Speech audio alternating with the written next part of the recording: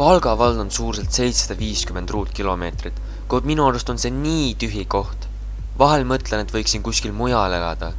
Selles vallas on 48 küla ning on ka 3 alevikku, kus öös elab mu sõbra vanema, kes teeb maailma parimaid pannkooke.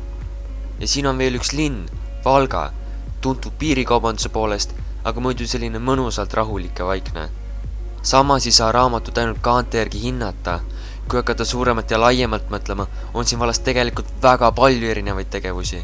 Näiteks on meil baar, discgolfirada ja linnas on ekstreemspordihall, kus on alati rahvast.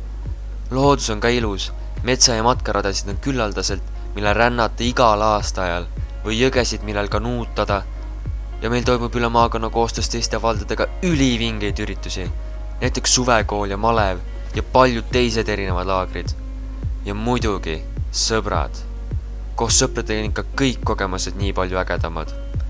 Eks kurta saab igal pool, nii et tegelikult on siin Valga vallas ikka päris hea elada.